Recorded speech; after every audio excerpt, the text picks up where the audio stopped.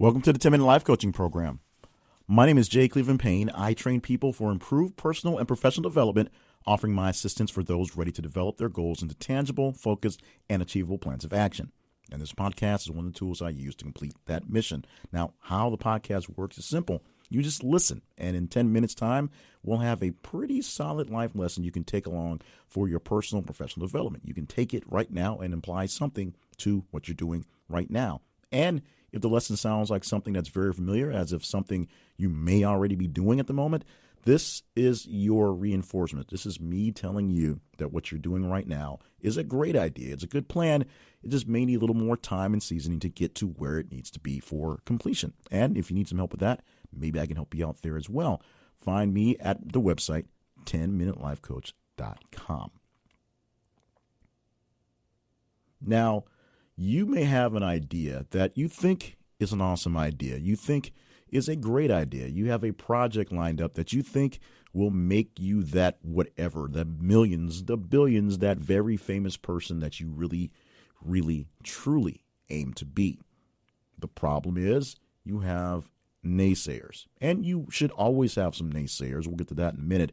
But you have so many naysayers that it seems like the idea isn't worth trying to put into any sort of action. Everyone is telling you the idea doesn't make any sense, or the idea is flat out stupid, or the idea is a little too ambitious for a person like you to put into fruition, or the plan, the project isn't feasible. You can't do it here. You can't do it there. It can't be done at all. It just is not possible, or it's not possible for someone like you. Now, you should probably have naysayers in pretty much everything you're doing. If you're not seeing any resistance, then what you're working towards may not be worth much effort in the grand scheme of growing things. Usually you need to cause some sort of pain point to some group of people to show that they might need to change their perceptions in doing things. And sometimes you put that pain point out there, and it does prove that you don't really have a need for that project, that plan, that idea may not be the best thing to do with these people at this location at this time. But you should not have all naysayers. Everyone should not be against you. Everyone should not be pushing back on what's going on, because that's a sign that there probably needs to be put in something there. Somebody needs to be some sort of newness put into action. And that's where you have to actually take a look at the people who are giving you the no's, the people who are giving you the shade, the people who are pushing back on what you want to do. Because a naysayer who has real knowledge, who's done it before, who's tried a few things, who's seen what works and what doesn't work, that tells you this won't work because of this, or this cannot happen because of that, is giving you play-by-play of how an actual operation such as yours will work. They're not so much naysayers. They're actually great teachers that give you guidance on where you need to go, where you don't need to go, or why you may need to wait until a better time, a better action, a better place.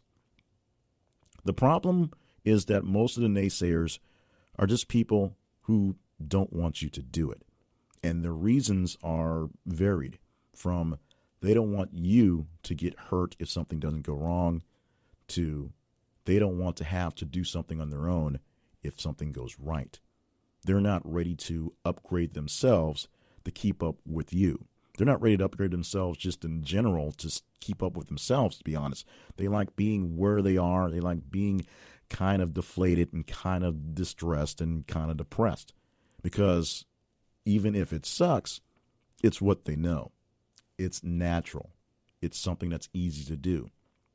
When people going through real depression get to that point where they just can't figure out why they should keep trying to push through it, that's when life gets most dangerous for them, because you just get used to being in that sort of funk, and you believe that funk is how things are going to go. So from there, you either just continue in that funk until something really bad happens, or you just assume that nothing's getting better and you should end it there, whatever that turns out to be.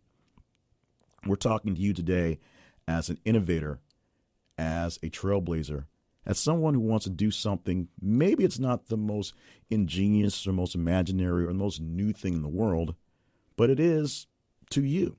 to your group, to the people you live and work around. And it's something that may seem dangerous, maybe not as dangerous as they think it is, but it's dangerous because it brings in change. It's dangerous because it brings in something that's just different. Someone will have to adjust to something that they don't necessarily want to adjust to, and they don't have a choice. Because if this thing works, then you'll go off to bigger and better things, and they'll be left there. Or if this thing doesn't work, you'll be off to bigger and better things anyway, because you made an attempt and you've already shifted yourself away from where they are, and they'll still be left there. They may tell you they're there to help pick up the pieces and do whatever when things don't work, but they're not really worried about the failure itself. They're worried about the success. They really are afraid of you doing better. Or more importantly, they're afraid that you doing better may make them have to attempt to do something better. They may have to polish off some old thoughts and dreams that they put aside and try to put something into place. They may have to do what they can to keep up with you and your progress. They'd rather just sit back and continue to stay where they are or regress, get worse, because it takes less effort when that's not really the case. It may take no effort to move, but it takes some effort to just get up and move around. And since you've got to get up, move around, might as well put some effort into moving somewhere forward, doing something positive, doing something great, at least attempting something great, even if it's just great in your own mind or great in a very small scope of things for a very small scope of people. There are plenty of people who don't want you to succeed because they don't want to succeed, because they got hurt before, or they thought about it and assumed they'd get hurt about it and just didn't want to actually do any more effort going forward. It takes a lot of heart to keep getting up. And there are some people who did put a lot on the line and got hurt in the process and really have a real axe to grind with the process of moving forward and moving on and doing something new. They may have a real fear because they've dealt with something that was severe in their task and the thing they jumped toward, the thing they'd worked towards, and it made a real impact. There are people who we see as pioneers today that went through so much hell in the time that we can't understand it because life is so much different now. Life is so much, quote unquote, better for us now because of them. But think about the people who broke barriers into all sorts of different venues, whether it was sports, whether it was politics, whether it was the world stage of anywhere, entertainment.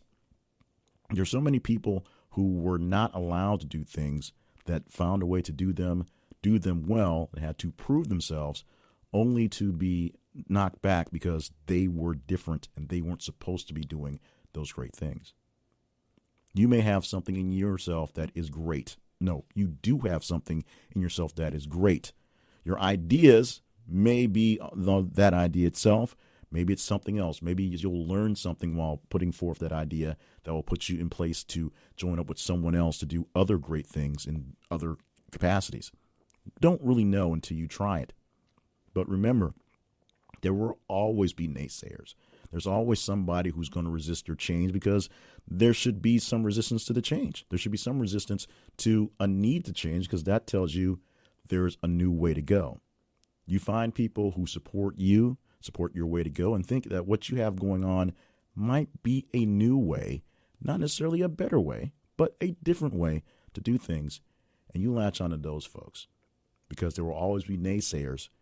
Some of them may have very good info for helping you figure out how to do it right your time. Some of them may just be trying to shoot you down because they're afraid of what happens if you make it happen. Try to make it happen. Take the fear, use it as a motivation, and if it doesn't work out this time, retool and go back.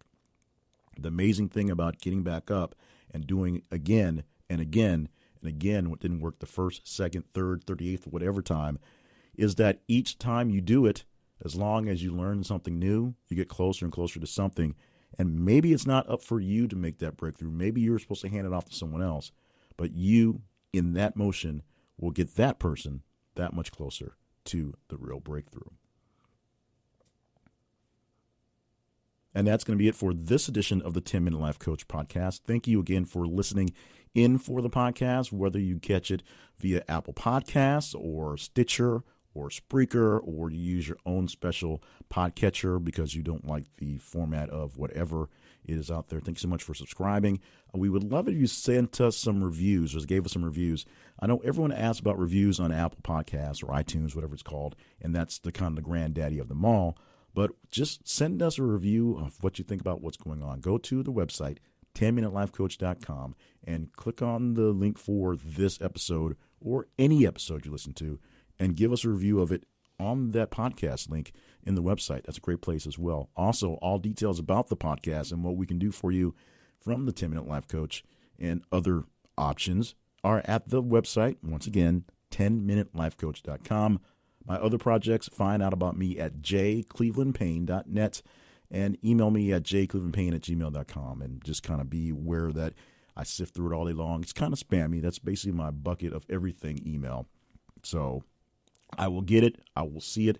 I will reply as quickly as I get a chance to. In the meantime, we are making these things a bit shorter, at least on the housekeeping side, because we're recording these things in December of 2017, preparing for the holiday season, trying to get them all batched up and ready to go so that we can have a nice and mostly peaceful December, getting through Christmas, and then opening up, launching with a bunch of brand new things at the beginning of the year. Yes, I know we should be doing Christmas and Black Friday stuff, but we're just going to get this thing done and worry about getting through the year. So from me and the team behind all the stuff I do here, we say thank you, and join us again next week for another edition of the 10-Minute Life Coach.